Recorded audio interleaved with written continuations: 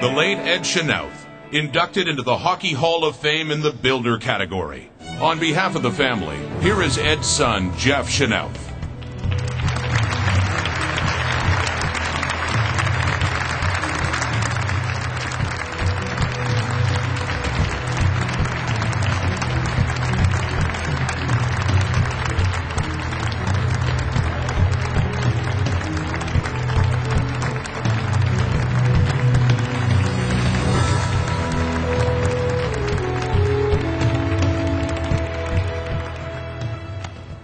That's the first standing ovation I've ever got.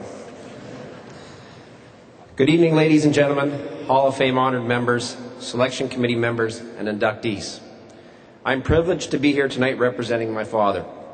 In the past, as I watched the Hockey Hall of Fame induction ceremonies, I've wondered what the inductees and their families were feeling.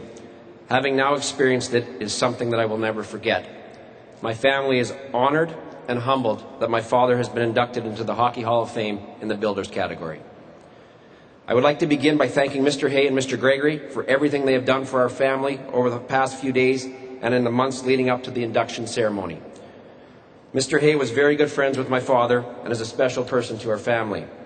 He is also a big hit in Cranbrook, where he makes an annual appearance at the Kootenay Ice Golf Tournament. It is there where his stories and golf scores are legendary for all.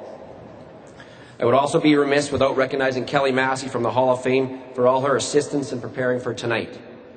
I would like to congratulate Ray Scampanello, Igor Larionov, and Glenn Anderson on their well-deserved selection into the Hall. It has been a pleasure to get to know you over the past few days. Upon reflecting on my father's career in the game of hockey, you could say hockey is definitely in the Chynoweth family blood, with both myself and my brother Dean working in the Western Hockey League as general managers. Growing up, I thought my dad had the best job in the world. Every night at the dinner table, I would inundate him with questions about the league, its players, and hockey in general. Ed would sit patiently and answer all my questions.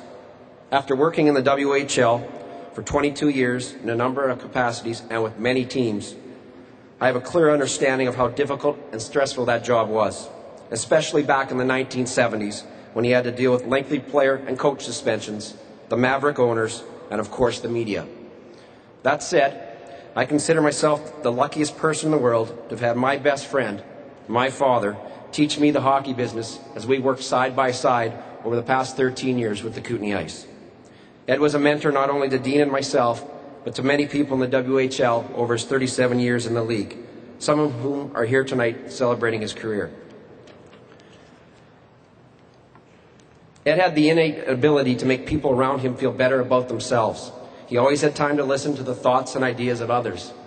Since his passing in April, a multitude of people, both young and old, from all walks of life, not just hockey, have told me how much Ed influenced them in their lives and how they are better off for having known him.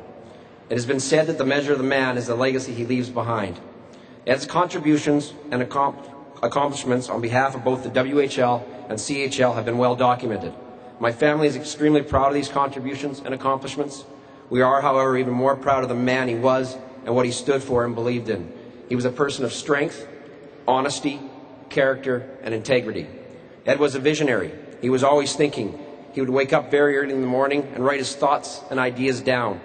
Whether it was trying to make the WHL better as a league or improving his own hockey club, there were many phone calls and messages that were received by all of us who worked with him over the years. People ask what his greatest accomplishment in the game of hockey was. The answer to that question is easy. The implementation of the WHL Scholarship Plan in 1993. The plan allows all WHL players to receive a year of books and tuition at any Canadian university, college, or trade school for every year played in the league, providing a foundation for life outside of hockey. To see approximately 600 scholarships handed out by WHL teams over the past 2 years is proof the program is working better than ever.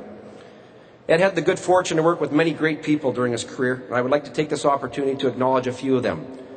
Ron Robison, Richard Dirksen, Bruce Hamilton, and the WHL Board of Governors.